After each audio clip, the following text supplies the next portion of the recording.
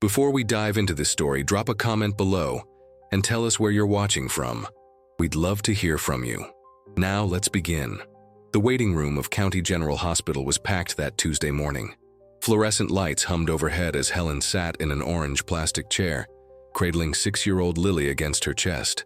The little girl's face was buried in Helen's shoulder, her small body trembling with quiet sobs that broke Helen's heart into smaller and smaller pieces. "It's okay, sweetheart," Helen whispered, stroking Lily's hair. "The doctors are going to help you, I promise." But as she said those words, Helen couldn't help but wonder, how had they gotten here? How had months of small complaints turned into this moment of crisis? Let's go back. 3 months earlier. It was a bright September afternoon at Maplewood Elementary. The playground buzzed with the chaotic energy of recess, children screaming with joy, swings creaking, basketballs bouncing against asphalt. At the far end, a red plastic slide gleamed in the sunlight. 7 children waited in line. Lily stood third, her small hands gripping the metal railings. She wore a yellow dress with sunflowers on it, her dark hair pulled into 2 neat braids. Everything about her seemed careful, contained. "Come on, Lily," shouted a boy behind her. "Hurry up." Lily climbed slowly to the top. She looked down at the slide, hesitating. The other children had gone down laughing, shrieking with delight. But Lily just paused. "You scared?" asked Emma, a freckled girl waiting below. "No," Lily said quietly. "I'm not scared." She sat down carefully at the top of the slide, very carefully. Then she pushed off, sliding down slower than seemed natural, her body rigid. When she reached the bottom, her face twisted for just a second, a flash of pain quickly hidden behind a forced smile. Mrs. Patterson, the playground monitor, noticed. She walked over, her sneakers crunching on the wood chips. "You all right there, Lily?" "Yes, ma'am," Lily answered immediately, standing up and brushing off her dress. "You made a face. Did you bump yourself?" Lily looked at the ground. It hurts a little when I slide down." Mrs. Patterson smiled kindly. "Oh, honey, you probably just came down too fast. Slides can be rough sometimes. Maybe try the swings instead, okay?" "Okay," Lily agreed, relieved to be dismissed. When the bell rang, the children filed back inside. Lily walked differently than the others, just slightly, almost imperceptibly. But if you were really watching, you'd notice she was favoring one side. At 3 o'clock, cars began lining up outside the school. A blue sedan pulled up to the curb. Helen stepped out, waving. Helen was 32, with kind eyes and brown hair pulled back in a practical ponytail. She wore jeans and a cardigan, nothing fancy. She smiled when she saw Lily, but there was always something tentative in that smile, something that suggested she was still finding her footing. "Hey there, sweetheart. How was school?" "Good," Lily said, climbing into the back seat. She winced slightly as she sat down, adjusting her position. Helen noticed. "You okay?" "Mm-hmm." They drove in comfortable silence for a few blocks. Then Lily spoke, her voice so soft Helen almost missed it. "Helen?" "Yeah, honey. That thing I told you about yesterday? It still hurts." Helen glanced in the rearview mirror. Lily was staring out the window, picking at a loose thread on her backpack. The discomfort when you sit down?" "Yeah. It hurt on the slide today, too." Helen's grip tightened on the steering wheel. "Where exactly does it hurt, Lily? Can you show me?" Lily's cheeks flushed pink. Down there. But I don't know how to say it exactly. It's embarrassing." "It's not embarrassing, sweetheart. Bodies are just bodies. Is it your stomach? Your back?" "No. Lower, like where I go to the bathroom." Helen's mind raced. Okay, we'll figure it out. Maybe we should—" "Please don't make a big deal," Lily interrupted quietly. "I don't want to be trouble." Those words, "I don't want to be trouble," landed like stones in Helen's chest. "You're never trouble, Lily, never." When they got home to their small rental house on Oakwood Street, Nathan's truck was already in the driveway. He'd managed to get off early for once. Nathan was 36, broad-shouldered from years of warehouse work, with tired eyes and a kind smile. He looked up from his laptop at the kitchen table, probably paying bills again, and grinned. "There's my favorite girls." Lily went to him for a hug. Helen noticed she approached from the side, avoiding sitting on his lap like she usually did. Later, after Lily went to her room to play, Helen approached Nathan carefully. He was making spaghetti, his back to her. "Nathan, Lily mentioned again today that she's having some discomfort down in her private area. She said it hurts when she sits sometimes." Nathan stirred the sauce, not turning around. "Kids say stuff like that all the time, Helen. She probably just wiped too hard or something. You know how she is, sensitive." "I know, but she's mentioned it 3 times now in 2 days. Maybe we should schedule a doctor's appointment we can't afford?" Nathan turned around and Helen saw the exhaustion in his face. "Babe, I love that you care so much. I really do. But kids complain about random stuff constantly. Growing pains, little scratches, bathroom issues. It's normal." Helen wanted to argue, but she also saw the stack of bills on the table, the spreadsheet still open on his laptop showing their budget in red. "Okay," she said quietly. "You're probably right." But that night, lying in bed while Nathan snored softly beside her, Helen couldn't sleep. She stared at the ceiling, listening to the house settle around her. She thought about Lily's voice. "It hurts. Please don't make a big deal." Then around midnight, Helen heard it. Soft crying coming from the bathroom down the hall. She got up, padding quietly across the worn carpet. The bathroom door was closed. A thin line of light showed underneath. "Lily," Helen knocked gently. "Honey, are you okay?" The crying stopped abruptly. "I'm fine." Lily's voice came through the door, higher than normal. "I'm okay, Helen. Go back to bed." "Sweetheart, please open the door." "I'm fine, really. I'm sorry I woke you up." Helen stood in the dark hallway, her hand on the doorknob, listening to a 6-year-old girl apologize for being in pain. Something was wrong. Helen didn't know what yet, but deep in her gut, in that place where mothers know things that can't be explained or rationalized, she felt it. Something was very, very wrong. Helen couldn't stop thinking about that closed bathroom door. The next morning, she watched Lily carefully over breakfast. The little girl ate her cereal slowly, shifting in her chair every few bites, searching for a comfortable position that seemed impossible to find. Nathan kissed them both goodbye and headed to work, his mind already on the inventory shipment coming in. He didn't notice Lily barely touched her food. He didn't see the dark circles under her eyes. But Helen saw everything.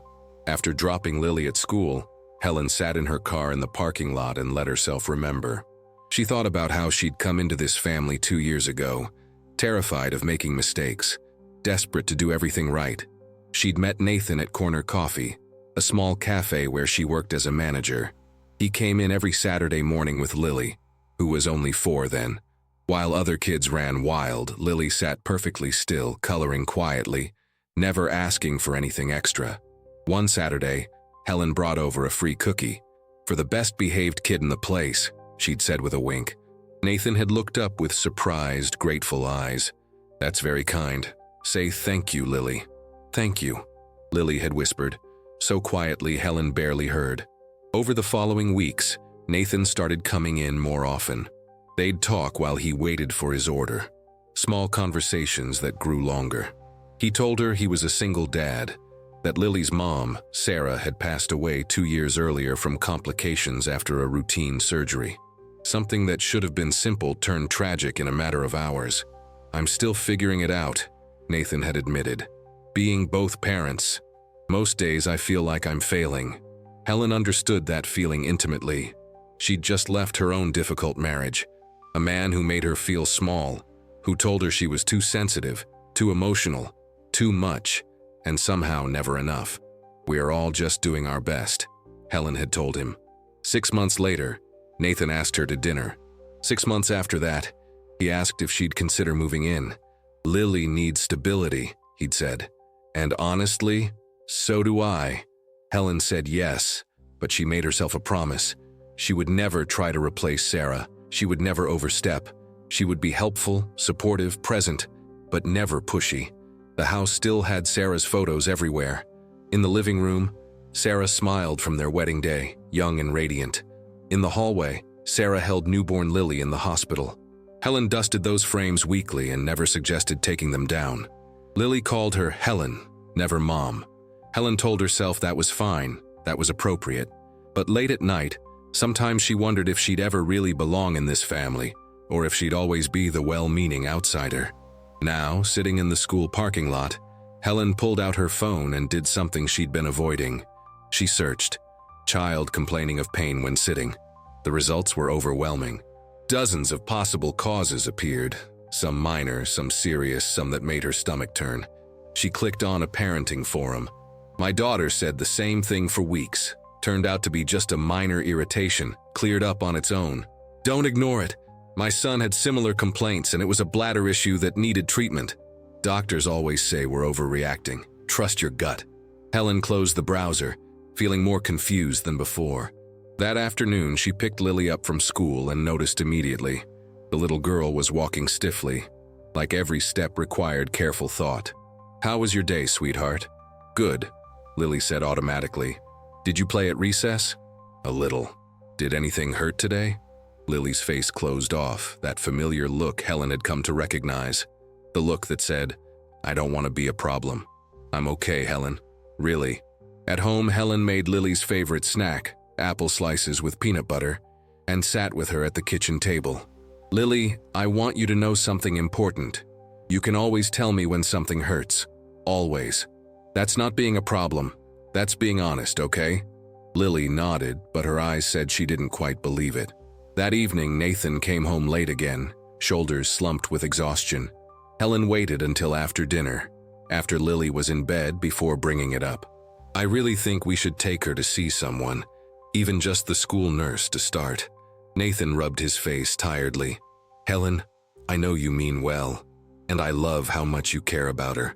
But you're trying so hard to be the perfect stepmom that I think you might be seeing problems that aren't really there. The words stung more than he probably intended. I'm not trying to be perfect, Helen said quietly. I'm trying to make sure she's okay. Nathan softened. He reached across the table and took her hand. I know, and that's why Lily's lucky to have you.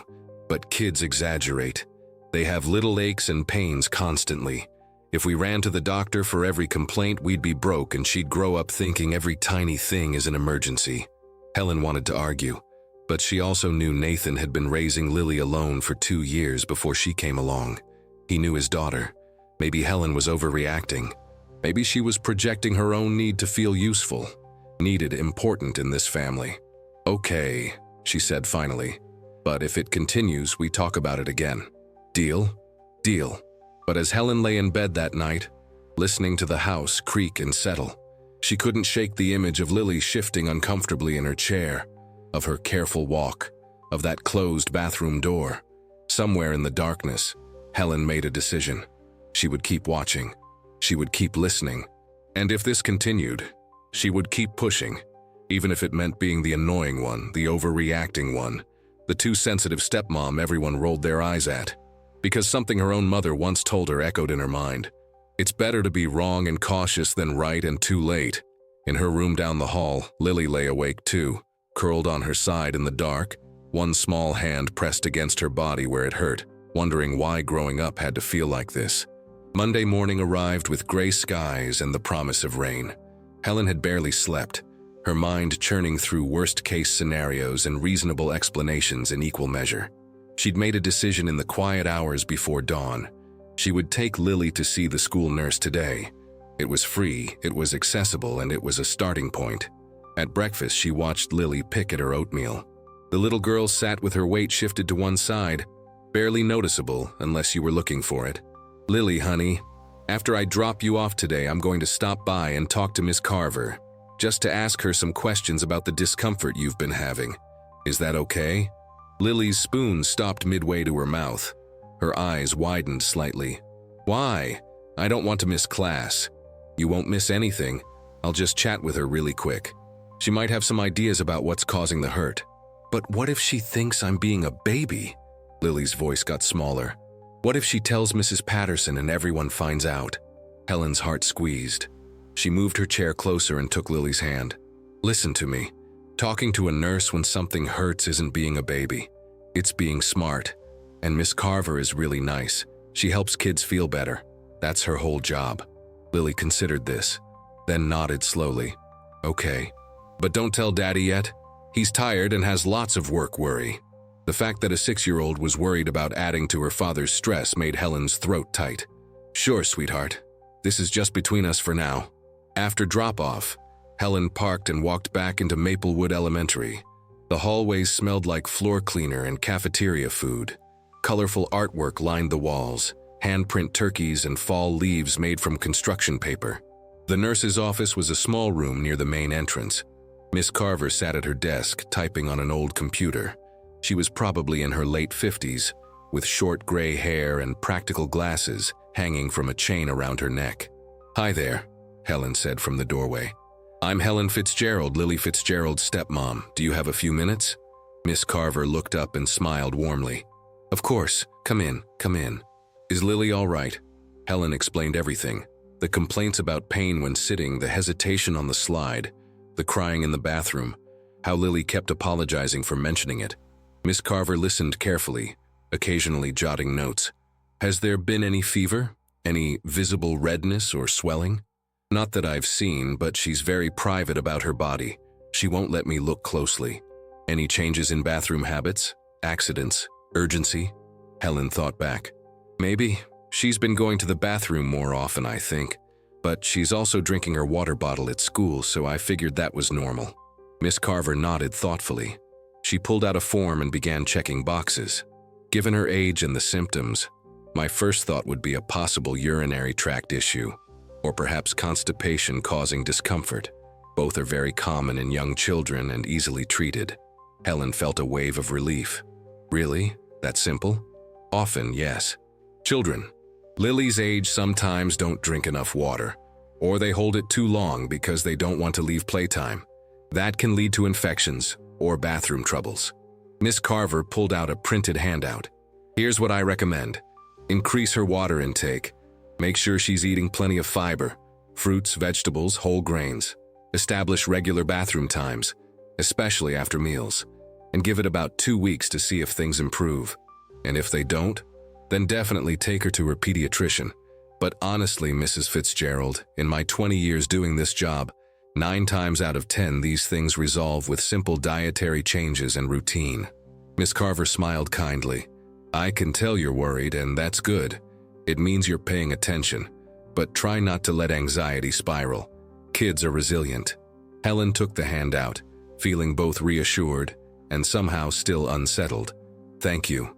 This really helps." "Of course.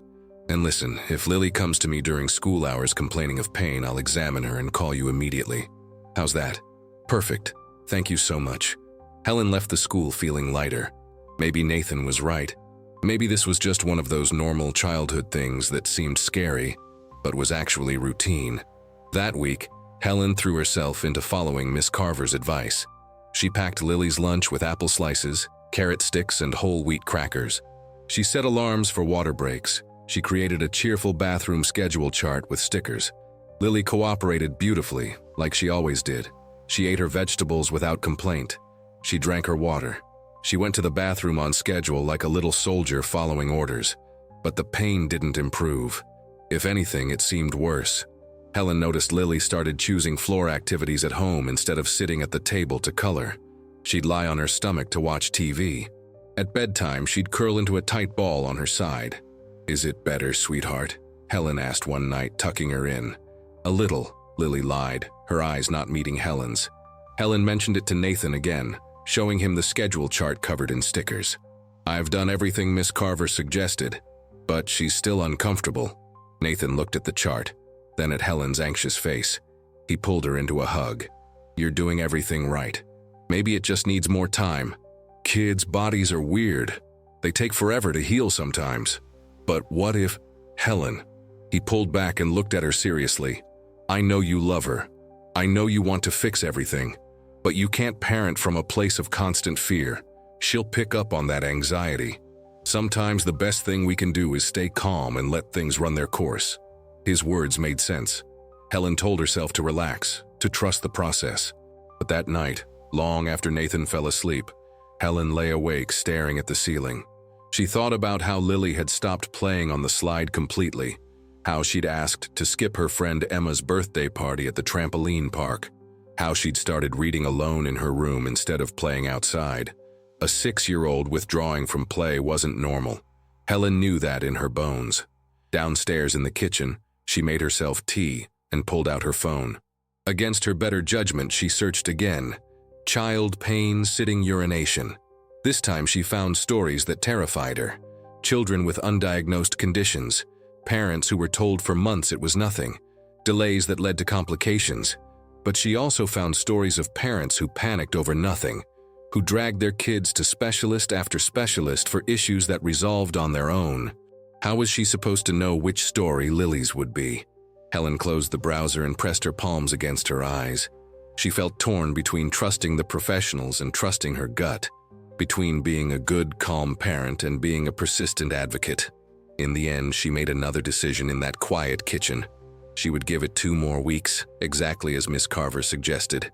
She would document everything: when Lily complained, what she ate, how she moved. And if there was no improvement, she would push harder. She would insist on seeing a doctor, budget or no budget, because Helen had learned something important in her 32 years. Sometimes being annoying and persistent was actually being loving and protective, and she'd rather be the annoying stepmom who overreacted than the quiet one who missed something important. Upstairs, Lily woke from a nightmare about falling down an endless slide that hurt more and more the farther she fell. She didn't call out, though. She just pulled her stuffed rabbit closer and waited for morning, like she always did. 2 weeks passed with agonizing slowness. Helen kept her detailed notes in a small notebook she hid in her nightstand. Dates, times, what Lily ate when she complained, how she moved. The data painted a clear picture. Nothing was improving. On a Thursday afternoon, Helen made a decision. She called Maplewood Pediatrics and scheduled an appointment with Dr. Morrison, Lily's regular doctor. The receptionist's cheerful voice delivered the bad news. The first available appointment was in 3 weeks. Do you have anything sooner? She's been in discomfort for over a month now. I'm sorry. Dr. Morrison is completely booked. If it's an emergency, you should go to urgent care. It's not an emergency exactly, it's just 3 weeks is the soonest. Would you like me to put you on the cancellation list? Helen took the appointment and added her name to the list, knowing cancellations rarely happened. That evening, she told Nathan about the appointment. He looked up from the bills spread across the kitchen table. A medical bill from Lily's last checkup 6 months ago still sat unpaid. How much is this going to cost? The copay is $150. Nathan was quiet for a long moment. Then he sighed and nodded. Okay. If it'll give you peace of mind, okay. But Helen, after this, if he says she's fine, we have to trust that. We can't keep chasing symptoms. I know. I just need to hear it from a doctor. The 3 weeks crawled by. Helen watched Lily's discomfort evolve into something harder to ignore. The little girl started having what Helen privately called bad days. Days where she walked with a visible limp, where tears pooled in her eyes for no apparent reason, where she asked to stay home from school. Nathan started noticing too. One Saturday morning, he found Lily sitting on the couch with her knees pulled up to her chest, rocking slightly. Hey, Ladybug, you okay? My tummy hurts, Lily said quietly. Your tummy or? Nathan glanced at Helen, uncertain. Somewhere else? Just everything hurts today. Nathan's face changed then. For the first time, Helen saw real worry replace his dismissiveness. He sat beside Lily and gently felt her forehead. No fever. Did you eat something weird? No, Daddy. After Lily went to play quietly in her room, Nathan turned to Helen. Has it been like this a lot? Helen pulled out her notebook and showed him. Weeks of entries, patterns of pain, increasing frequency. Nathan's face went pale as he read. Why didn't you show me this before? I tried to tell you. You said I was overreacting. I know. I'm sorry, He ran his hands through his hair. I thought she was being sensitive. She's always been so sensitive about everything. What if sensitive isn't the problem? What if she's actually hurting and we keep telling her it's not a big deal? The appointment day finally arrived. Helen took off work and picked Lily up early from school. Lily was quiet in the car, nervously picking at her fingernails. Remember, sweetheart, Dr. Morrison is really nice. He's going to ask you some questions and maybe do a little exam, and then he'll help us figure out what's going on. Then will it hurt? The exam? No, honey. He'll just look and maybe press gently on your tummy, nothing scary. But Lily didn't look convinced. Dr. Morrison's office was dated but clean. Posters of cartoon characters encouraging hand washing decorated the walls. They waited 30 minutes past their appointment time. Lily growing more anxious with each passing minute. Finally, a nurse called them back. Weight, height, blood pressure, all routine. Then Dr. Morrison entered, a man in his mid-60s with gray hair and glasses perched on his nose. He'd been Lily's doctor since birth, had known Sarah, had signed the death certificate. "Well, hello there, Miss Lily. Look how much you've grown." His voice was warm but distracted. He was already typing notes into his computer. "So, Mom says you've been having some discomfort?" Helen started to explain, but Dr. Morrison cut her off gently. "Let me hear from Lily first, if that's okay. Lily, can you tell me what's been bothering you?" Lily looked at her lap. It hurts sometimes." "Where does it hurt?" "Down there." Her cheeks flushed bright red. "Your stomach?" "No, lower." Dr. Morrison nodded, still typing. "Okay, and when does it hurt? All the time or just sometimes?" "Mostly when I sit or go to the bathroom or, I don't know, different times." "Have you fallen recently? Hurt yourself playing?" "No, sir." "Any fevers? Throwing up?" "No." "Doctor?" Morrison finally stopped typing and turned to examine Lily. He pressed on her abdomen, asked her to lie down, checked a few basic reflexes. The whole exam took maybe 5 minutes. "All right, young lady, you can sit up. Everything looks pretty normal to me." He turned to Helen. "My guess would be a mild urinary tract infection or possibly some irritation from bubble baths, scented soaps, that kind of thing. Very common in little girls this age." Helen felt a rush of relief mixed with residual worry. "So it's not serious?" "Shouldn't be. I'll prescribe a 3-day course of antibiotics just to cover our bases. If it is a UTI, that should clear it right up. In the meantime, make sure she's drinking plenty of water, wearing cotton underwear, avoiding any heavily scented products in the bath. And if the antibiotics don't help," Dr. Morrison was already writing the prescription, "give me a call if symptoms persist after a week. But honestly, I see this all the time. Usually clears up quickly." He handed Helen the prescription and smiled at Lily. "You're going to feel better real soon, kiddo. Just take your medicine like a good girl." In the car afterward, Helen felt that familiar split. Part relief that it was something simple and treatable, part lingering unease that the exam had been so brief, the explanation so generic. "See?" Lily said quietly from the back seat. "The doctor says I'm fine. I'm sorry I made everyone worry." Those words, "I'm sorry I made everyone worry," hit Helen like a punch to the gut. "You didn't make anyone worry, sweetheart. You told us something hurt, and we listened. That's how it's supposed to work." That night, Helen gave Lily the first dose of antibiotics, a pink liquid that smelled like artificial strawberries. Lily took it without complaint, like she did everything. 3 days, Helen told Nathan. "If this doesn't work, we go back."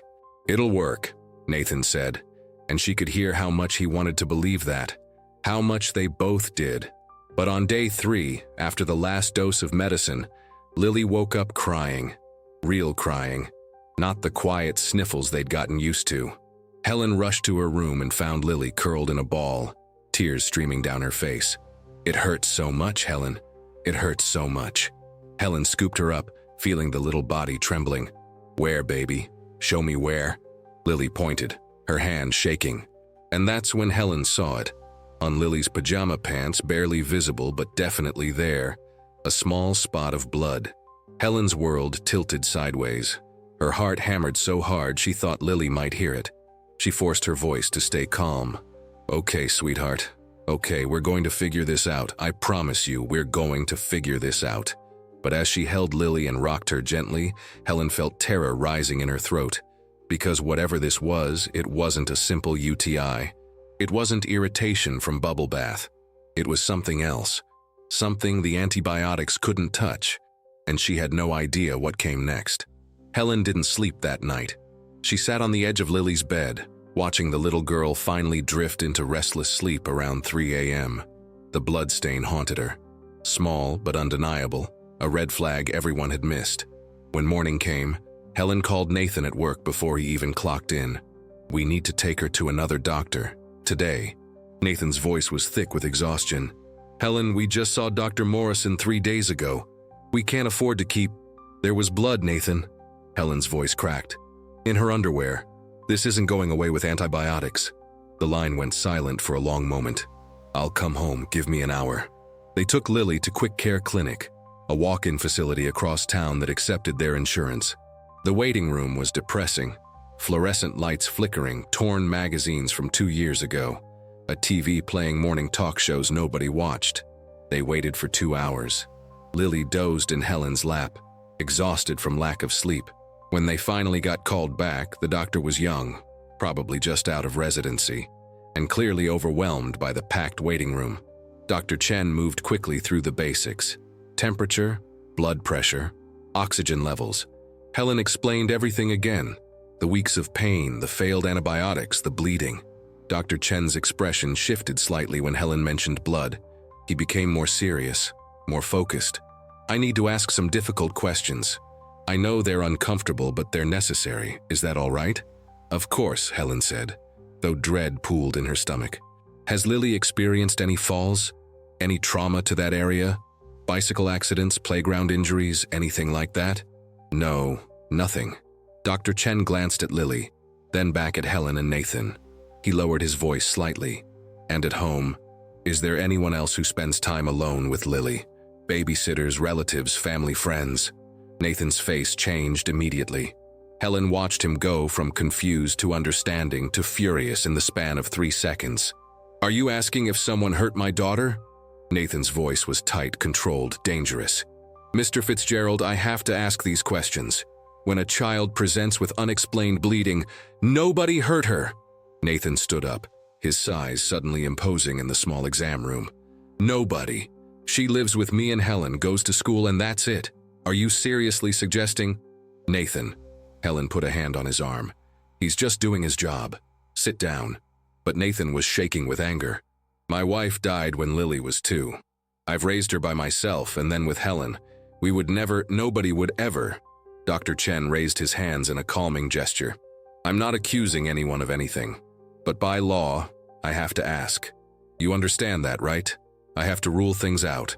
Lily had gone very quiet, very still. Her eyes were wide, darting between the adults. Helen pulled her closer. "We understand," Helen said firmly. "And the answer is no. There's been no trauma, no falls, no... So anything like that?" Dr. Chen nodded and made notes. The room felt poisoned now, thick with suspicion and hurt feelings. He examined Lily externally, gently, professionally. Then he sat back. "All right. Without doing a more invasive examination, which I don't think is necessary at this point, my assessment is that this could be early onset development or possibly a dermatological condition. The blood could be from irritation, scratching, or natural hormonal changes." Helen stared at him. "Hormonal changes? She's 6 years old. Precocious puberty is rare but not unheard of. Or it could be a skin condition. Lichen sclerosis, for example, can cause discomfort and sometimes bleeding." He pulled out his prescription pad. "I'm going to prescribe a topical steroid cream. Apply it twice daily for 2 weeks and see if symptoms improve. If not, you should follow up with a pediatric specialist." Nathan took the prescription, his jaw still tight. "That's it? Cream? If it's inflammation-based, the steroid should help. If it doesn't, then we know to look deeper." Dr. Chen's pager beeped. "I'm sorry, I have to take this. The nurse will check you out." He left quickly, and they were alone in the exam room. Lily was very quiet. "Daddy, am I in trouble?" she whispered. Nathan's anger dissolved instantly. He knelt down and pulled her into a hug. "No, baby. No, you're not in trouble. Not at all. The doctors are just trying to help." But in the car on the way home, the silence was heavy. Helen could feel Nathan's hurt radiating off him like heat. "He thought I hurt her," Nathan finally said, his voice hollow. "He actually thought he was doing his job. Don't defend him." "I'm not. I'm just saying, they think I'm some kind of monster. My own daughter is suffering, and instead of helping there..." He couldn't finish. He just gripped the steering wheel, knuckles white. Helen turned to check on Lily in the back seat. The little girl was staring out the window, her stuffed rabbit clutched tight. That evening, Helen applied the cream as directed. Lily winced when it touched her skin. "Does it sting?" "A little. It's okay." "If it hurts too much..." "It's fine, Helen. I'm fine." But she wasn't fine. None of them were. Over the next week, Helen watched desperately for improvement. She documented everything in her notebook: application times, Lily's reactions, pain levels. Nathan checked in obsessively. "Is it better?" Does she seem better? Needing it to be working, needing this nightmare to end. But the cream did nothing. If anything, Lily seemed worse. She stopped running at recess, stopped raising her hand in class. Mrs. Patterson sent an email. Lily seems withdrawn lately. Is everything all right at home? That question, is everything all right at home, carried weight now. Suspicion. Helen could read between the lines. The school knew they'd taken Lily to multiple doctors. They knew about the unexplained pain, and now they were watching. Helen felt it everywhere. The sideways glances from other parents at pickup. The way Mrs. Patterson's smile didn't quite reach her eyes anymore. Even the neighbor who used to wave cheerfully now just nodded and hurried inside. One afternoon, Helen was loading groceries into the car when another mother from school, Jennifer, approached carefully. Helen, hi, I wanted to say, if you ever need someone to talk to about anything, I'm here. Parenting is so hard, and sometimes we all need support, you know? The careful coded language was clear. Jennifer thought something was wrong in their home too. Thank you, Helen said coldly. We're fine. She wasn't fine. Nathan wasn't fine. And Lily definitely wasn't fine. The worst part was that Lily had stopped complaining entirely. When Helen asked how she felt, Lily always said, "Good, I'm good." But Helen saw the truth.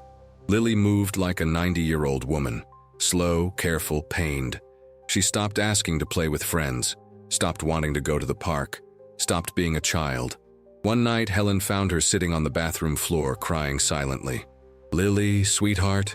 "I'm fine," Lily said automatically, wiping her eyes. "I'm sorry, I'm fine." "You're not fine, and you don't have to pretend with me." Lily looked up with red, exhausted eyes. "But if I keep complaining, the doctors keep asking bad questions. They think Daddy hurt me. They think someone hurt me.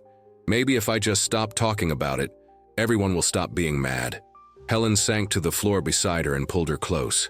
"Nobody's mad at you, baby. Nobody. This isn't your fault." "Then why won't it stop hurting?" Helen had no answer. She just held Lily and cried with her.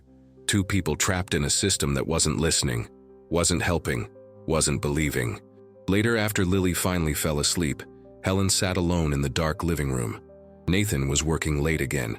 Overtime they desperately needed, but that left her alone with the weight of everything. She thought about giving up, about accepting that maybe this was just something Lily would have to live with. Maybe she was making it worse by pushing. Maybe everyone was right and she was the problem.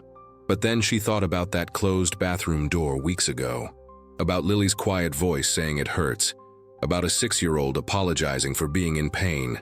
No, Helen wasn't giving up. Not yet. She pulled out her phone and searched one more time. Pediatric pain specialists near me. She would find someone who would listen, someone who would believe them, even if it took everything they had.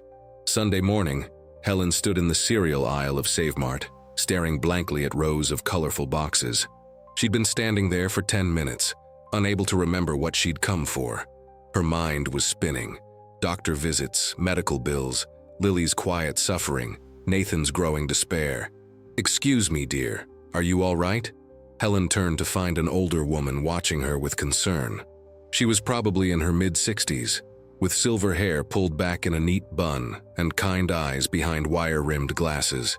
Something about the genuine warmth in that simple question broke Helen completely. Tears she'd been holding back for weeks suddenly poured out. She covered her face with her hands, mortified to be crying in a grocery store. "Oh, honey." The woman gently touched Helen's arm. "Come here. Let's step over here." She guided Helen to a quieter corner near the bakery. Helen tried to compose herself, but the words just tumbled out. Everything about Lily, the pain, the doctors who didn't listen, the suspicions, the fear, the exhaustion of being the only one who seemed to truly see what was happening. The woman listened without interrupting, without offering quick fixes, without the usual platitudes. When Helen finally ran out of words, the woman reached into her purse and pulled out a tissue. "My name is Dorothy," she said gently, "and I want you to know something important. You're not crazy, you're not overreacting, and you're not alone." Helen wiped her eyes. "Everyone keeps telling me I'm being paranoid, that I'm seeing problems that aren't there. I heard almost those exact words 8 years ago." Dorothy's voice was steady, certain. "My granddaughter, Emma, she was 7 when it started, complained about pain, discomfort, things that should have been simple to diagnose. We saw 5 different doctors over 8 months. Every single one told us we were overreacting, that she was anxious, that it was behavioral. Helen's breath caught. What was it? A structural issue with her bladder and kidneys. Nothing exotic, nothing rare, just something that needed attention and got missed because everyone was so quick to dismiss a little girl's pain. Dorothy's eyes held a fierce intensity now. By the time we finally got answers, she needed surgery that could have been much simpler if we'd caught it earlier. How did you finally find out? We found a doctor who actually listened, who took the time, who believed us. Dorothy pulled out her phone and scrolled through her contacts. Hold on. She wrote something on the back of a grocery receipt and handed it to Helen. A name, Dr. Elena Suarez. An address, Children's Medical Center, about an hour away. A phone number. She's a pediatrician who specializes in cases other doctors miss. She's the one who figured out what was wrong with Emma. She listens, Helen. Really listens. Helen stared at the paper like it was a life raft. Does she take insurance? She works at the public hospital, so yes, it won't be cheap, but it's not astronomical either. Dorothy squeezed Helen's hand. I know you're scared. I know you're exhausted. I know everyone is making you doubt yourself. But here's what I learned. Mothers know. Whether you gave birth to that child or not, if you're the one caring for her, loving her, watching her every day, you know when something's wrong. Don't let anyone take that away from you. Helen's throat was too tight to speak. She just nodded. One more thing, Dorothy said. When you call Dr. Suarez, tell them it's urgent. Don't let them put you off for months. Be persistent. Be annoying if you have to. Your daughter's pain matters. They exchanged phone numbers, and Dorothy gave Helen a fierce hug before leaving. Helen stood in that grocery store corner, clutching the receipt, feeling something she hadn't felt in weeks: hope. That evening, Helen showed Nathan the name and number. He was skeptical. Some random woman in a grocery store gives you a doctor recommendation and you think that's the answer? She understood Nathan. She's been through this. We've already seen 3 doctors. How many more before you accept that maybe what? Helen's voice rose. Maybe Lily's just dramatic? Maybe she's making it up? Maybe we should just ignore a 6-year-old bleeding and in pain? Nathan flinched. That's not what I meant. Then what did you mean? They stared at each other across the kitchen table. Both exhausted, both scared, both running out of ways to cope. Finally, Nathan said quietly, I'm just afraid of what they might find. Or worse, what if they don't find anything either? What if we run out of money and options and she's still hurting? Helen sat beside him and took his hand. Then at least we'll know we tried everything. At least Lily will know we believed her.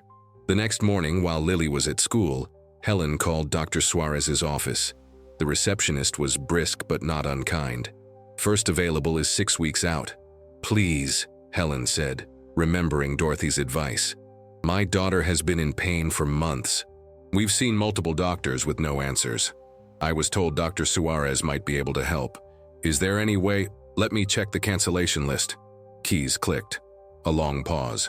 Actually, we just had someone cancel for Thursday at 2 o'clock. Can you make that? Helen almost sobbed with relief. Yes, we'll be there, thank you. That night, Helen knelt beside Lily's bed after tucking her in. The little girl looked so small under her princess comforter, her stuffed rabbit tucked under one arm. Lily, can I ask you something? Uh-huh. Are you scared? Lily was quiet for a moment. Then, in the smallest voice, all the time. Helen's heart broke. What are you scared of? That it'll never stop hurting, that something's really wrong with me. That, Lily's voice cracked, that I'm broken. Helen climbed into the narrow bed and pulled Lily close. You're not broken, sweetheart. Not even a little bit. Your body is trying to tell us something and we're going to find someone who knows how to listen. I promise you. Do you promise it'll get better? Helen wanted to promise that more than anything, but she couldn't lie. I promise we won't stop trying until it does. Lily nestled against her. Helen, yeah, baby. I'm glad you're here. I'm glad you didn't give up on me. Helen held her tighter, tears sliding silently down her cheeks. I will never give up on you. Never. Helen didn't tell Nathan about the appointment right away. She knew he'd worry about the cost, the time off work, the hour-long drive. She waited until Tuesday evening, 2 days before they were supposed to go. "I got us in with that specialist," she said over dinner. "Thursday at 2. Nathan's fork stopped halfway to his mouth. "You made an appointment without telling me?" "I'm telling you now. Helen, we talked about this. We agreed to give the cream more time." "It's been 2 weeks, it's not working." Helen kept her voice calm even though her heart was racing. "We're going. It's over an hour away. I'll have to leave work early again. Do you know how close I am to losing my job? Do you know how close we are to losing our daughter's trust? She's suffering, Nathan. Really suffering. And we keep telling her to wait, to be patient, that it'll get better. What if it doesn't?" Nathan rubbed his face tiredly. Lily was watching them both, her eyes wide and worried, dinner forgotten. "How much is this going to cost?" Nathan asked quietly. $200 for the initial visit. Maybe more depending on what tests she orders. "We don't have $200, Helen.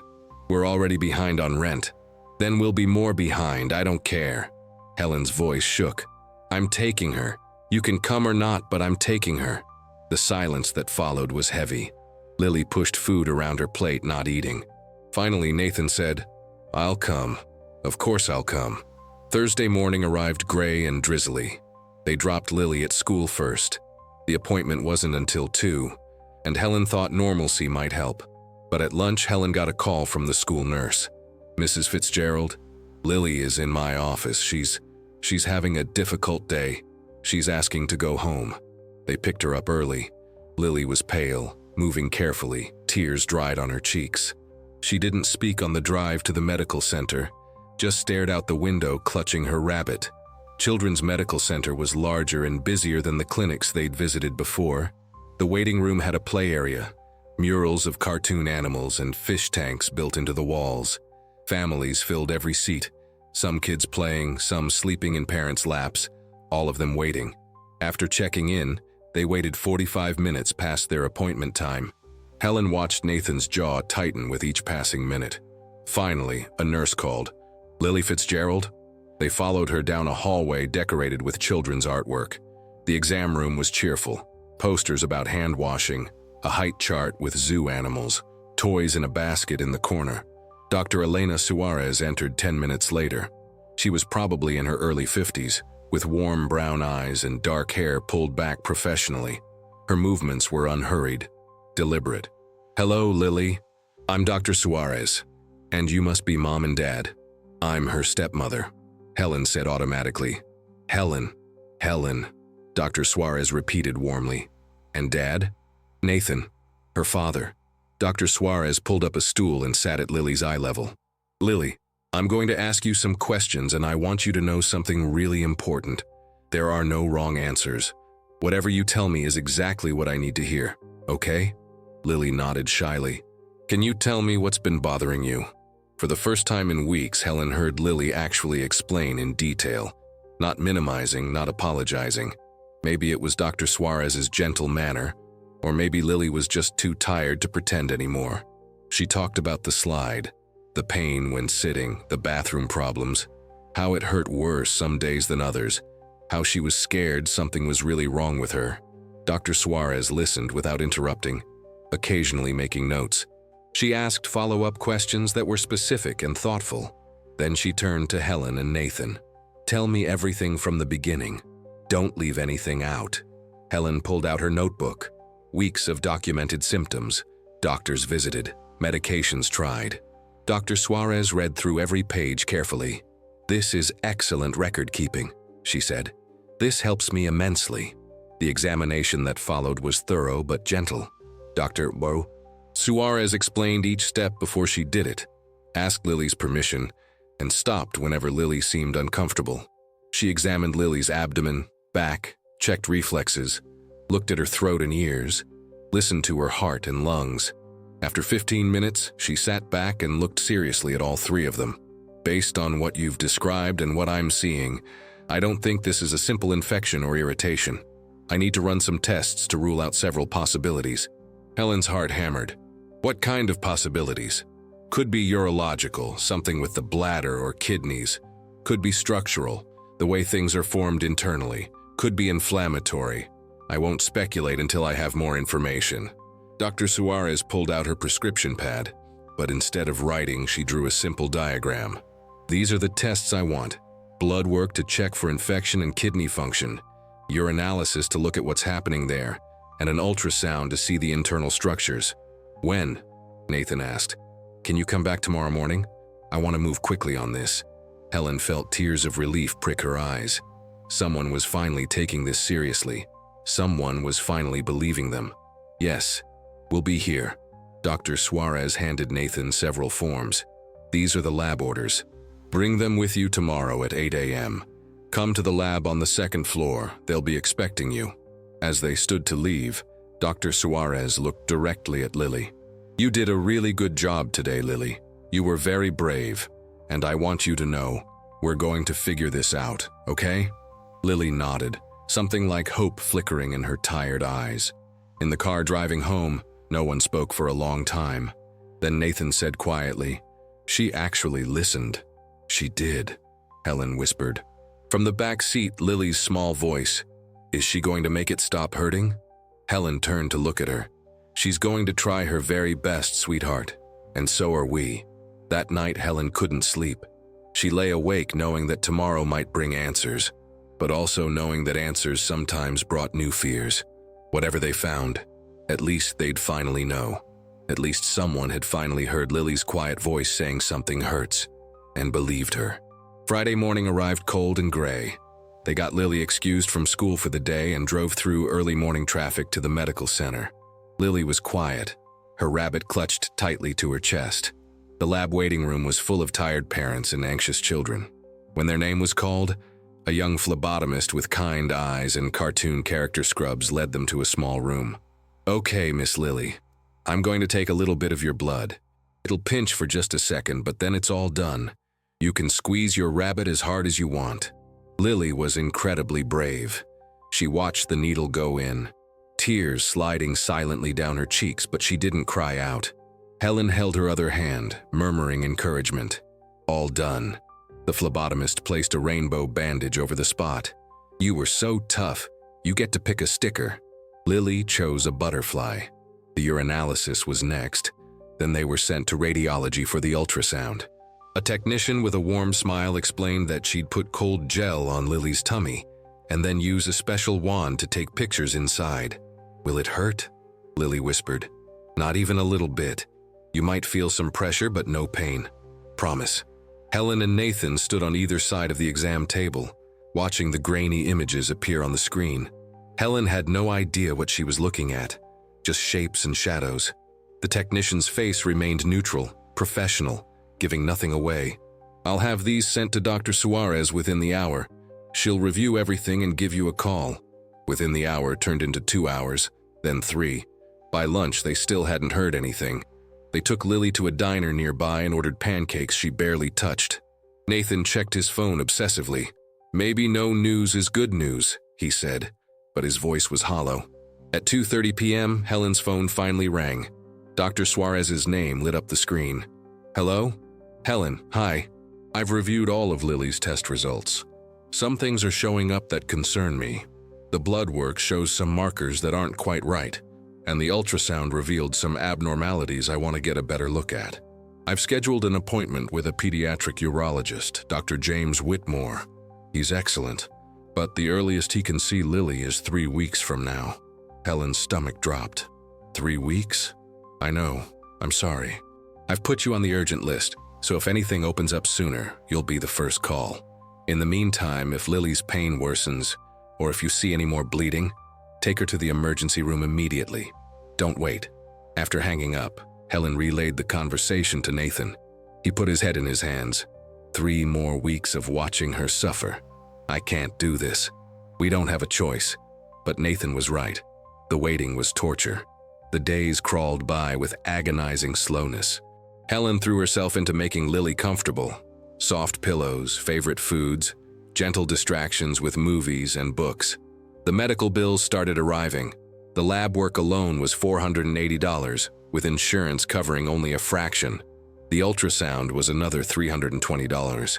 Helen set up payment plans she wasn't sure they could maintain. Nathan picked up extra shifts, leaving before dawn and returning after dark. Helen saw him unraveling, the guilt eating at him, the financial stress crushing them both. One evening, their neighbor, Mrs. Chen, knocked on the door. She held a large basket covered with cloth. "I made too much food," she said simply. "Dumplings, rice, vegetables. You take, yes?" Helen started to refuse, pride making her want to insist they were fine. But Mrs. Chen pressed the basket into her hands. "You take care of little Lily. Let me take care of this. No argue." After she left, Helen found an envelope tucked under the cloth. Inside was $200 in cash and a note. For medical bills. From friend. Helen sat on the kitchen floor and cried. At the kindness, at the shame of needing help, at the relief of having it. School became harder for Lily. She started having accidents, something that hadn't happened in years. The first time she came home devastated, her backpack hiding wet clothes. "I tried to make it to the bathroom," she sobbed, "but it hurt too much and I couldn't. It's okay, baby. It's not your fault." But everyone saw. Tommy called me a baby. He said only babies pee their pants. Helen helped her into the bath, heartbreaking at the humiliation in Lily's voice. A 6-year-old shouldn't have to deal with this. None of this was fair. Mrs. Patterson called that evening. "Helen, I'm concerned about Lily. She's becoming very withdrawn. She doesn't participate in class anymore. She sits alone at lunch, and today's incident. Well, I just wanted to check in. Is everything okay at home?" There it was again, that question loaded with unspoken suspicion. "We're working with doctors," Helen said tightly. "She has a medical condition we're trying to diagnose." "Of course. I just wanted to make sure. Sometimes when children are under stress." Helen ended the call as politely as she could manage, but anger burned in her chest. Everyone had opinions. Everyone had suspicions, but no one was actually helping. 2 weeks into the wait, Nathan came home late from work to find Helen at the kitchen table, surrounded by medical bills and her laptop open to a crowdfunding website. "What are you doing?" "Researching. Some families create fundraising pages for medical expenses. Maybe we could—" "Absolutely not." Nathan's voice was sharp. "We're not begging strangers on the internet for money. It's not begging. It's asking for help. It's the same thing. We'll figure this out ourselves." "How?" "We're drowning, Nathan. We can barely afford groceries. I'll pick up more hours. You're never home as it is. Lily needs you. I need you." They stared at each other across the table, the distance between them feeling wider than the few feet of kitchen floor. "I'm doing my best," Nathan said quietly. "I know, so am I, but our best isn't enough right now." The fight drained out of both of them. Nathan sat down heavily, and Helen moved to stand behind him, resting her hands on his shoulders. "We'll get through this," she whispered. "We have to." On day 20 of the wait, Helen's phone rang at 7 a.m. Dr. Suarez's voice was urgent. "Helen, I managed to move up your appointment with Dr. Whitmore. Can you come in today at 3 o'clock? I reviewed the ultrasound images again last night and I saw something I want him to look at immediately." Helen's blood turned to ice. "What did you see?" "I'd rather have Dr. Whitmore explain. He's the expert, but Helen, don't wait, this is important." After hanging up, Helen stood frozen in her kitchen, watching morning light filter through the windows. Somewhere upstairs, Lily was still sleeping, still hurting, still hoping someone would make it stop. Today they'd finally get answers. Helen just prayed they'd be answers she could live with. The appointment with Dr. Whitmore confirmed Helen's worst fears. Not about what was wrong with Lily, but about how close their family was to breaking apart completely. Dr. Whitmore was in his late 50s, calm and methodical.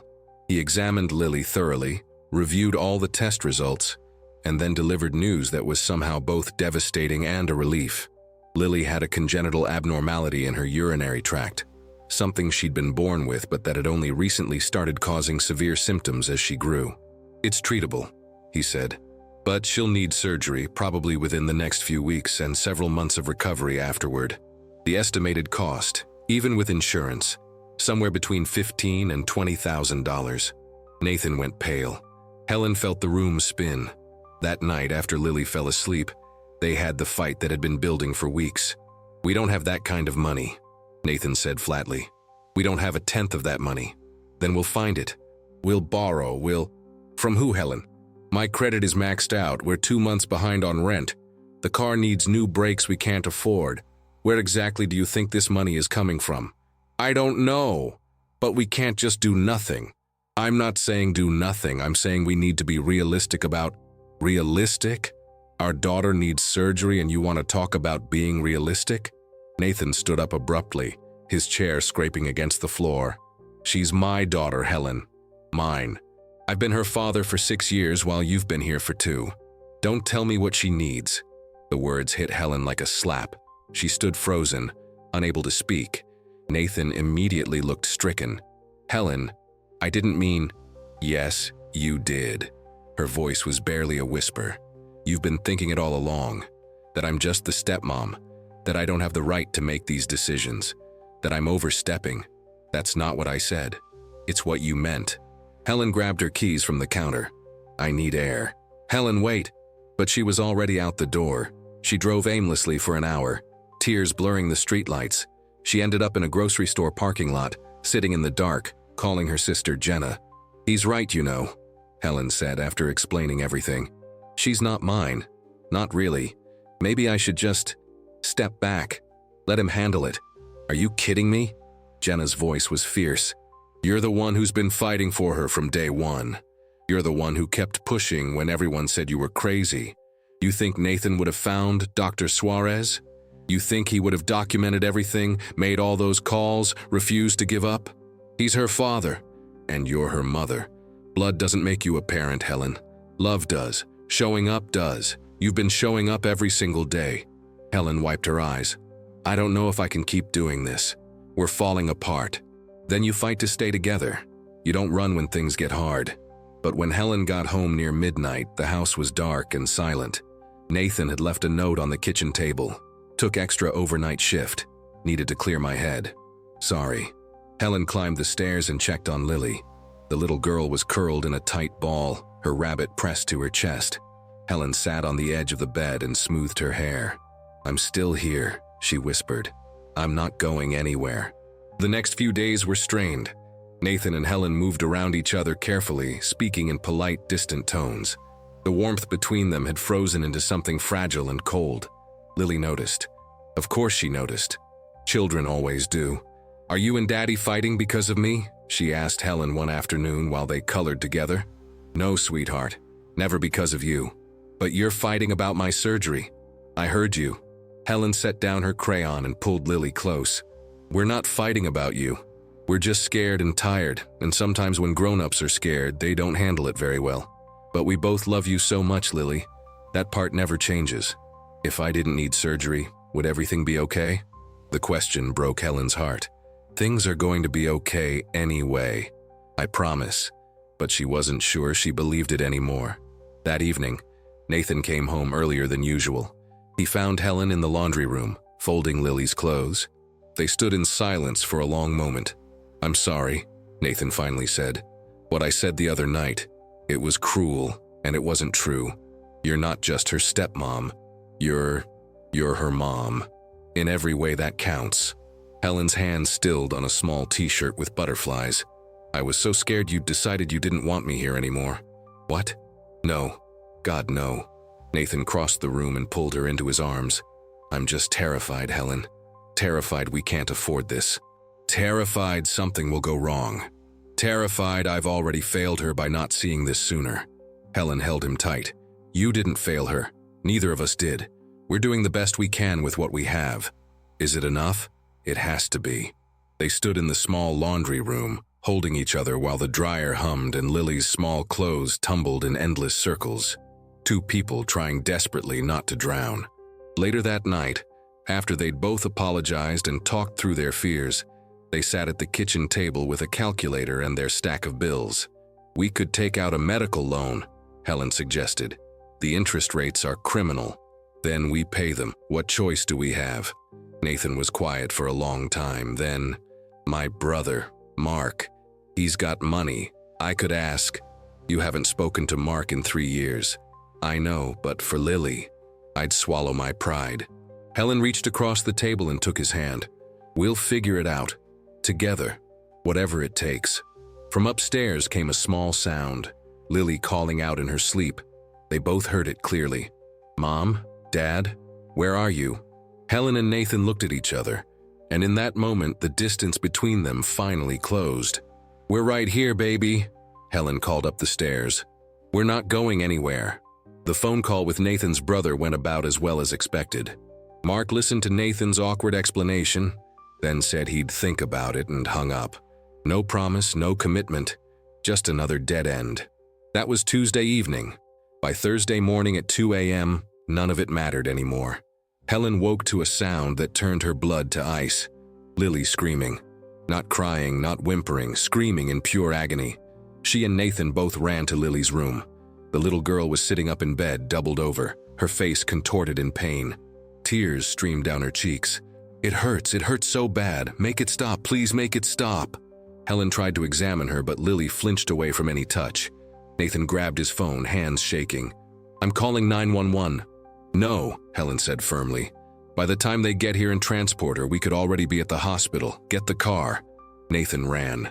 Helen wrapped Lily in a blanket and carried her. The little girl was too big to carry easily anymore, but adrenaline made Helen strong. Lily buried her face in Helen's shoulder, sobbing.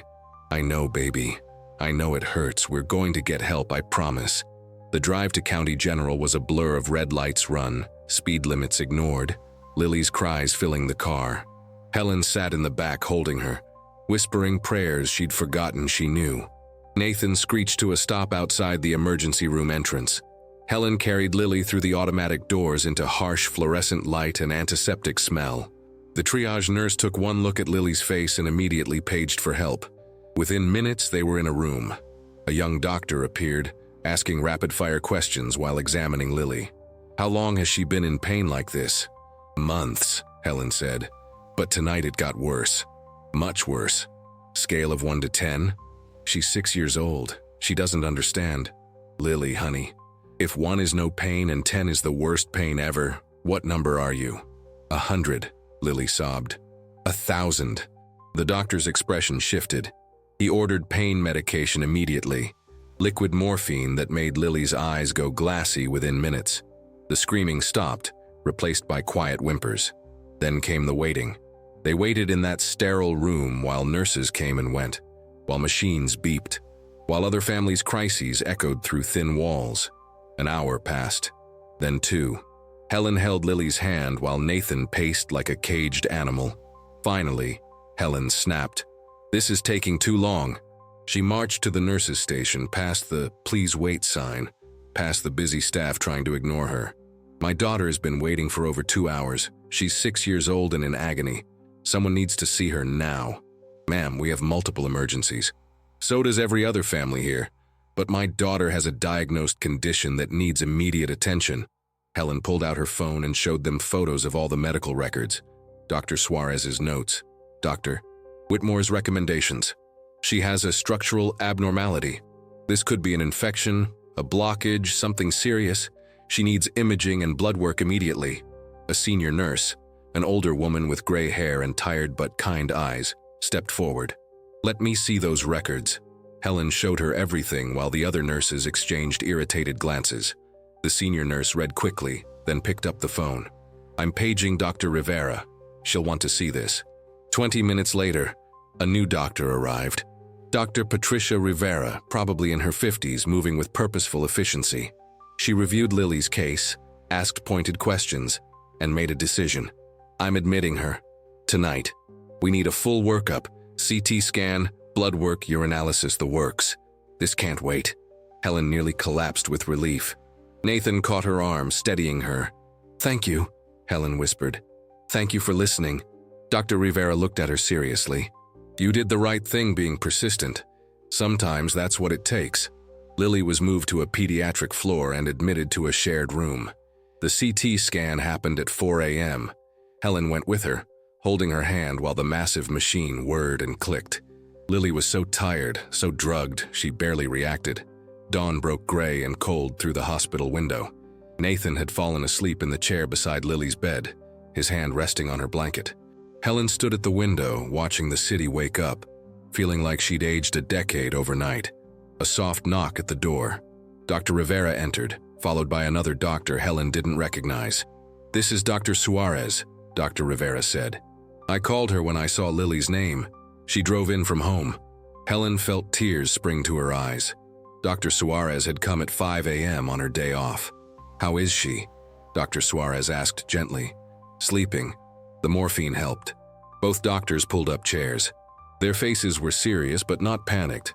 "The CT results show what we suspected," Dr. Rivera said. "Lily has significant inflammation and what appears to be a partial obstruction due to the structural abnormality. It's causing backup and infection. That's why the pain became so acute tonight." Nathan had woken up and was listening, pale and silent. "What does that mean?" he asked. "It means the surgery Dr. Whitmore recommended can't wait any longer," Dr. Suarez said. "We need to schedule it within the next week. The inflammation needs to be controlled first with antibiotics, but then we proceed." "How much?" Nathan's voice was hollow. "How much is all of this going to cost?" Dr. Rivera and Dr. Suarez exchanged glances. "Let's worry about getting Lily healthy first," Dr. Rivera said. "The hospital has financial assistance programs. We'll connect you with a social worker who can help navigate options." After they left, Helen and Nathan sat in silence. Lily slept on, her small chest rising and falling peacefully for the first time in hours. "We almost waited," Nathan said quietly. "If you hadn't pushed to bring her tonight, if we'd tried to wait until morning." "But we didn't wait," Helen said firmly. "We're here. She's getting help." Nathan looked at her with red, exhausted eyes. "I'm sorry I doubted you. About all of it. You were right from the beginning. This isn't about being right. It's about Lily." "I know. But still, thank you. For not giving up on her. For fighting when I was too scared to." Helen moved to sit beside him, both of them watching Lily sleep. The little girl looked so peaceful now, so small in the big hospital bed. "We're not done fighting yet," Helen said. "But at least now we know what we're fighting against." And for the first time in months, that felt like progress. Lily spent 3 days in the hospital while they waited for the inflammation to reduce enough for surgery. The antibiotics worked quickly. By day 2, she was sitting up, coloring, even smiling a little. On the 3rd day, Dr. Suarez and Dr. Whitmore came together to explain everything in detail. Lily was born with a condition called ureteropelvic junction obstruction, Dr. Whitmore began, using a simple diagram to show them. Basically, the tube that carries urine from her kidney to her bladder is too narrow. As she's grown, it's caused increasing problems: pain, infections, backup of fluid. Helen stared at the diagram. "She's had this her whole life?" "Since birth, yes, but symptoms don't always appear right away. Sometimes they develop gradually as the child grows." "Why didn't anyone catch it before?" Nathan asked, his voice tight. Dr. Suarez spoke gently. "It's not something that shows up in routine checkups. And the symptoms, pain, discomfort, they're nonspecific. They could be a dozen different things. That's why it took so long to diagnose." "Could it have been caught earlier?" Helen asked. "If we'd pushed harder, done tests sooner?" Dr. Whitmore met her eyes honestly. "Maybe, maybe not. What matters is that we know now, and we can fix it. The surgery would happen in 5 days. Dr. Whitmore would reconstruct the narrow section, creating proper drainage. Recovery would take 6 to 8 weeks, some in the hospital, the rest at home." "Will the pain stop?" Lily asked in a small voice. She'd been listening quietly, her rabbit clutched tight. "Yes, sweetheart," Dr. Whitmore said kindly. "Once we fix this, the pain should go away completely. You'll feel so much better." Lily's eyes filled with tears, not sad tears, but relieved ones. "Really? I can play again and sit normal? You'll be able to do everything other kids do, I promise."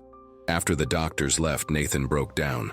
He sat on the edge of Lily's hospital bed and sobbed, deep, racking sobs that shook his whole body. "I'm so sorry, baby. I'm so sorry I didn't believe you sooner. I'm so sorry you hurt for so long." Lily patted his head awkwardly. "It's okay, Daddy. You didn't know. But it wasn't okay." Helen could see it in Nathan's face. The guilt would stay with him for a long time. The social worker came that afternoon. Her name was Michelle, and she had kind eyes and practical solutions. She helped them apply for hospital financial assistance, connected them with payment plan options, and found resources for families dealing with medical debt. "It's going to be tight," Michelle said honestly, "but it's manageable, and Lily's health is worth whatever it costs." Helen wanted to argue that Lily's health shouldn't come with a price tag at all, that no family should have to choose between medical care and keeping their lights on, but she just nodded and signed the forms. That evening, after Lily fell asleep, Helen and Nathan stepped into the hallway. Through the window, they could see the city lights twinkling in the darkness. "We're going to get through this," Helen said. "I know." Nathan pulled her close. "Because of you. You saved her, Helen. You didn't give up when everyone told you to." Helen leaned into him, exhausted but somehow lighter. They finally had answers. They had a plan. And in 5 days, Lily would finally get the help she desperately needed. The days before surgery passed in a strange blur of preparation and waiting.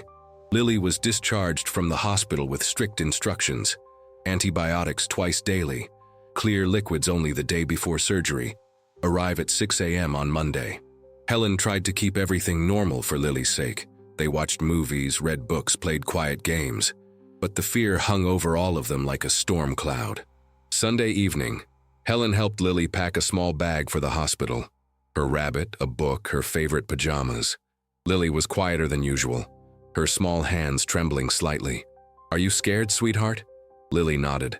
"What if it doesn't work? What if I hurt forever?" Helen knelt down and took Lily's hands. "Dr. Whitmore is one of the best surgeons in the whole state. He's done this surgery hundreds of times. And when you wake up, the first thing you'll see is me and Daddy right there beside you. I promise. Will it hurt after? For a little while, yes. But it's a different kind of hurt. The healing kind, not the broken kind. And it'll get better every day." That night, Helen and Nathan took turns checking on Lily. Neither of them could sleep. At 3 a.m., they sat together in the kitchen, hands wrapped around coffee mugs. "What if something goes wrong?" Nathan whispered. "It won't." "But what if—" "Nathan," Helen looked at him firmly. "We've come this far. We trust Dr. Whitmore. We trust that this is going to work. Because it has to." At 5 a.m., they woke Lily gently. She was groggy and nervous, clutching her rabbit as they drove through dark, empty streets to the hospital. The pre-op area was busy even at that early hour. Lily changed into a hospital gown that swallowed her small frame. A cheerful nurse explained what would happen. Let Lily choose which flavor mask she wanted for the anesthesia. Strawberry. Dr. Whitmore came by, calm and confident. "Ready to fix this thing, Lily?" "I guess so. That's my brave girl. When you wake up, it'll all be done. Easy peasy." When it was time, Helen and Nathan walked with Lily as far as they were allowed. At the double doors to the operating room, they had to stop. Helen knelt down one last time. "I love you so much, sweetheart. More than all the stars in the sky. I love you too, Mom." The word Mom hit Helen like a lightning bolt. Lily had never called her that before. "I'll be right here when you wake up." Helen managed through tears. "I promise." They watched the doors close behind Lily and the surgical team. Then Nathan and Helen were alone in the waiting room with other anxious families. Nothing to do but wait. 3 hours. That's how long Dr. Whitmore said it would take. Helen counted every minute. She couldn't read, couldn't focus on her phone, couldn't do anything but stare at those double doors. Nathan paced, sat, stood, paced again. At hour 2, Helen's phone rang. It was Dorothy, the woman from the grocery store. They'd stayed in touch over the past weeks. "How's our girl?" "In surgery, another hour to go. I'm praying for her. And for you. You're stronger than you know, Helen." When Helen hung up, she realized Dorothy was right. She was stronger than she'd known. They both were. At 11:47 a.m., Dr. Whitmore emerged from the surgical doors, still in his scrubs but with his mask pulled down. He was smiling. Helen and Nathan stood so fast they nearly knocked over their chairs. "Everything went perfectly," Dr. Whitmore said. "The obstruction is fixed, drainage is restored, and Lily did beautifully. She's in recovery now, starting to wake up." Helen burst into tears. Nathan grabbed the doctor's hand and shook it over and over. Thank you so much." 20 minutes later, they were allowed into the recovery area. Lily looked so small in the big bed, tubes and wires attached, but her eyes were open, glassy and confused, but open. "Mom?" Her voice was rough from the breathing tube. "Dad? We're right here, baby." Helen took one hand, Nathan the other. "It's all done. You did so good. Does it still hurt?" "Does what hurt, sweetheart?" Lily seemed to think about it, her drugged mind working slowly. "The bad hurt. The always there hurt. Helen looked at the monitors, at the IV dripping pain medication, at Dr. Whitmore standing nearby. He nodded encouragingly. No, baby. That hurt is gone. It's fixed now. Lily's eyes filled with tears. Really? Really?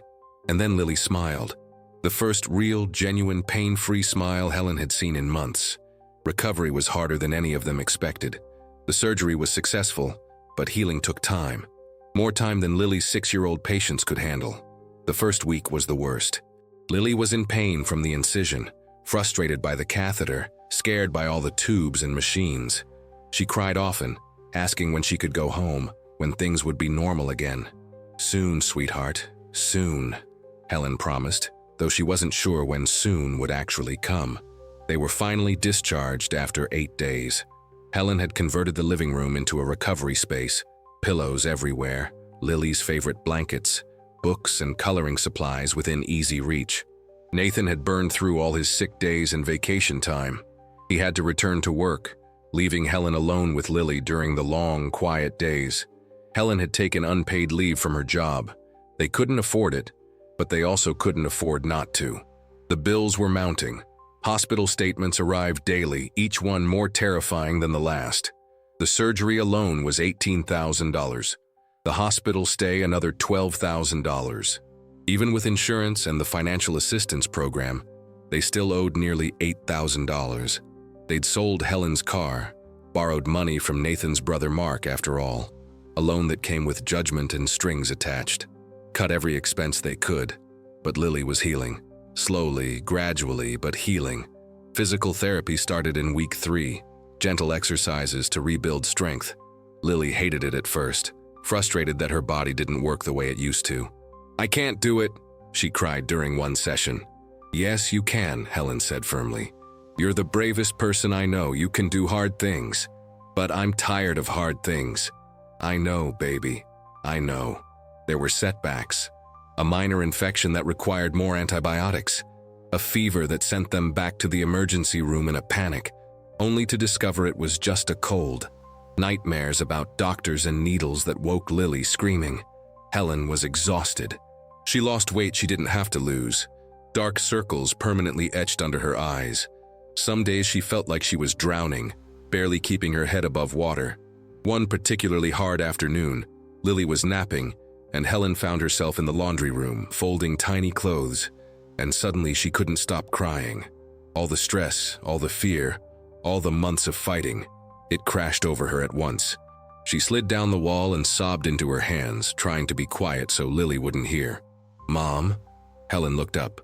Lily stood in the doorway, her rabbit under one arm, looking worried. "I'm okay, sweetie. I'm just tired."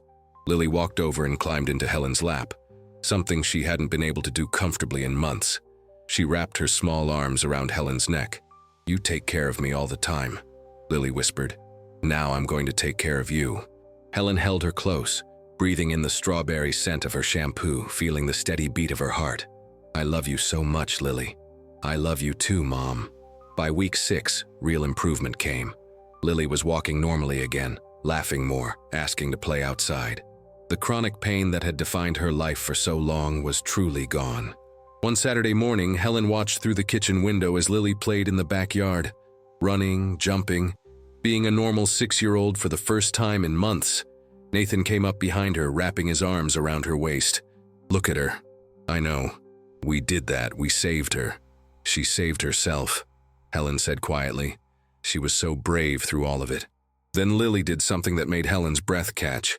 She climbed onto the old wooden playset they'd bought used years ago and went down the small slide, fast and fearless, laughing the whole way.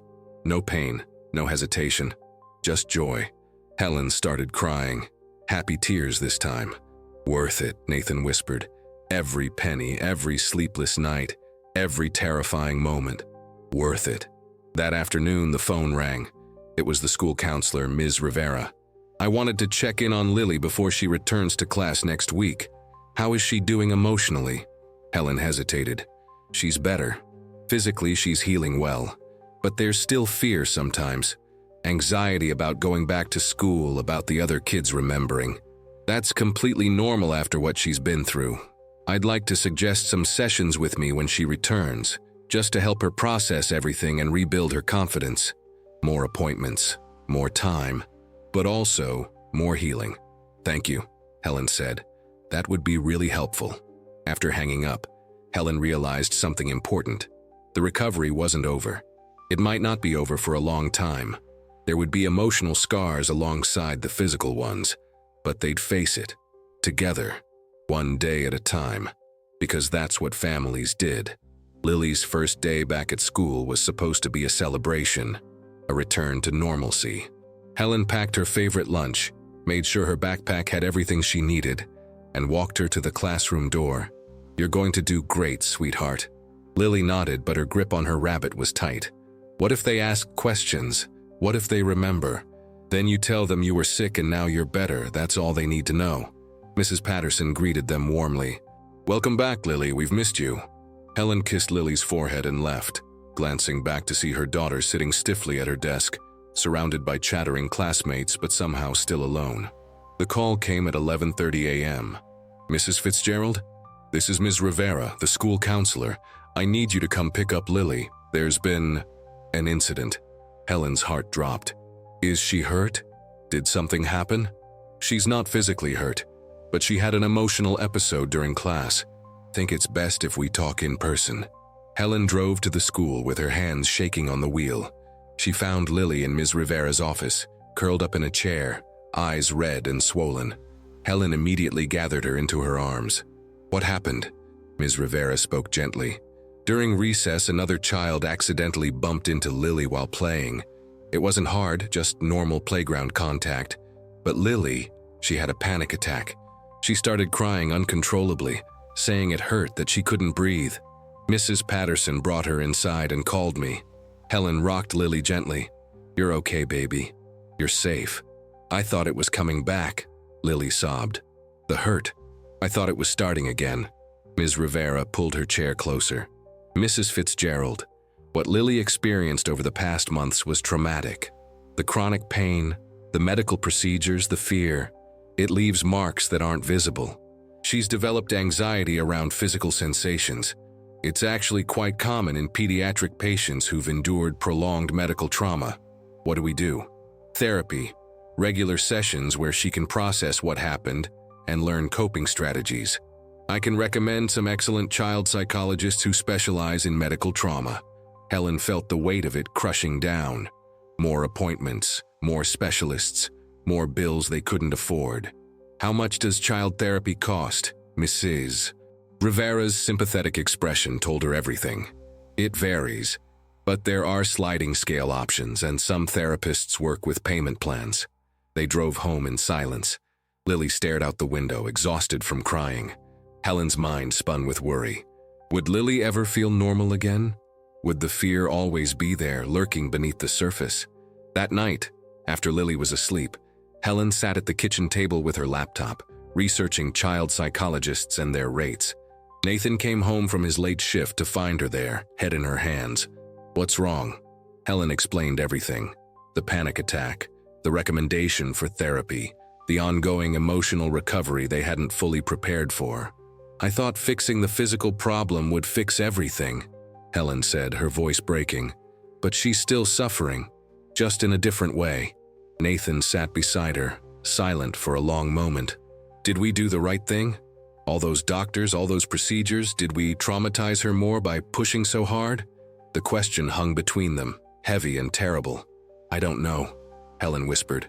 "I keep asking myself the same thing. What if we'd handled it differently? What if—" "Stop." Nathan took her hands. "We did what we had to do. She was in pain, real physical pain that wouldn't have just gone away. You saved her life, Helen, her quality of life. Then why does she still hurt? Because healing isn't just physical. We should have known that." Helen wanted to scream at the unfairness of it all. They'd fought so hard, sacrificed so much, finally gotten the diagnosis and surgery, and still, it wasn't over. Later, unable to sleep, Helen went to check on Lily. She found her awake, staring at the glow-in-the-dark stars on her ceiling. "Can't sleep, sweetheart? I'm scared to go back to school." Helen climbed into the small bed beside her. "What if we work on that together? You, me, and a special doctor who helps kids when they're feeling scared. Another doctor? A different kind. One who just talks with you. No needles, no tests. Just talking about feelings. Lily was quiet for a long time. Will it make the scared go away? I think it'll help you understand the scared. And maybe make it smaller. Okay, I'll try. Helen held her close. This brave little girl who'd endured so much. Outside, night sounds filtered through the window. Crickets, distant traffic, the world continuing on. Tomorrow they'd make the calls, find a therapist, start yet another journey of healing. But tonight, Helen just held Lily and whispered the truth she'd learned through all of this. Healing isn't a straight line, baby. Sometimes we take steps backward before we can move forward again. But we keep going. We always keep going. 6 months later, the morning of Lily's 7th birthday arrived with sunshine streaming through the kitchen windows. Helen stood at the counter frosting a homemade cake, chocolate with vanilla frosting, Lily's favorite. The recipe had come out slightly lopsided, but it was made with love. Nathan came downstairs carrying the birthday girl on his shoulders, both of them laughing. Lily wore the new dress they'd saved up for, yellow with sunflowers, just like the one she'd worn that day on the playground so many months ago. But this Lily was different. She moved without hesitation, laughed without reservation, ran without fear. "Can we set up the new slide now?" Lily asked eagerly. Helen and Nathan exchanged glances. They'd found a small plastic slide at a yard sale last week. Nothing fancy, but Lily had been so excited about it. After breakfast, Nathan said, "Birthday rules." The party was small, just family and a few friends from school. Mrs. Chen brought dumplings. Dorothy drove an hour to be there, bringing a stuffed elephant that matched Lily's rabbit. Even Nathan's brother Mark came, awkward but trying. Helen watched from the kitchen window as Nathan set up the slide in the backyard. Lily bounced around him excitedly, offering help that mostly involved getting in the way. When it was finally assembled, all the adults held their breath as Lily climbed the small ladder. She paused at the top, just for a second. Helen's heart squeezed, remembering all those months of pain, all that fear. Then Lily grinned and pushed off, sliding down with a shriek of pure joy. Again, again! She went down 5 more times, then 10, then lost count. Each time faster, more confident, more free. Helen felt tears on her cheeks. Happy tears this time. Dorothy appeared beside her. "Look at her. You did that." "We all did." "No, honey, you fought when everyone told you to stop.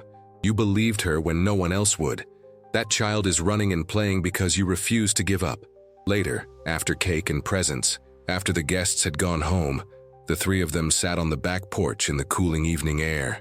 Lily was tucked between Helen and Nathan, drowsy and content. "Best birthday ever," Lily murmured. "Yeah?" Helen smiled. "What made it so special?" "Nothing hurt. I played all day and nothing hurt." She said it so simply, but the words carried the weight of everything they'd been through. Nathan's voice was thick. "And it won't hurt like that again, Ladybug. That part is over." "I know," Lily yawned. "Mom made sure." That word, Mom, still made Helen's heart swell every time she heard it. That night, after putting Lily to bed, Helen found an envelope on the kitchen counter. Inside was a card from Dorothy with a photo. Her granddaughter Emma, now a healthy teenager, smiling at the camera. The note read, "Thank you for letting me be part of Lily's journey. Your story reminded me why we never stop fighting for our children. Emma is thriving. Lily will too. With love and gratitude, Dorothy." Helen pinned the photo to the refrigerator, next to Lily's drawings and school papers. A reminder of why persistence matters, why believing matters, why fighting for the ones we love is never wasted effort. She thought about all the other Helens out there, the mothers, stepmothers, grandmothers, caregivers, who were fighting similar battles right now, who were being told they were overreacting, being too sensitive, seeing problems that weren't there. She wanted to tell them all, trust yourself. Trust that instinct that says something's wrong. Keep pushing until someone listens. Because sometimes the most important thing we can do is simply refuse to accept silence as an answer. The next morning, Helen woke to the sound she'd been longing to hear for months. Lily singing off-key in her room, playing with her toys, being loudly, messily, wonderfully normal. Helen lay in bed for a moment, just listening. Nathan stirred beside her. "She's singing," he whispered, voice full of wonder. I know. They got up and stood in Lily's doorway, watching her arrange her stuffed animals in elaborate scenarios, talking to each one, completely absorbed in her imaginary world. She looked up and saw them watching. What? Nothing, sweetheart, Helen said. Just listening to you be happy. Lily giggled. You guys are weird. Maybe they were, but they were also a family that had been tested and hadn't broken, a family that had learned what really mattered. As Helen made breakfast and listened to Lily chatter about her birthday party, about school, about everything and nothing, she realized something profound. This was what they'd fought for. Not dramatic moments or grand victories. Just this. Ordinary mornings, pain-free days, a child who could simply be a child. And it was everything.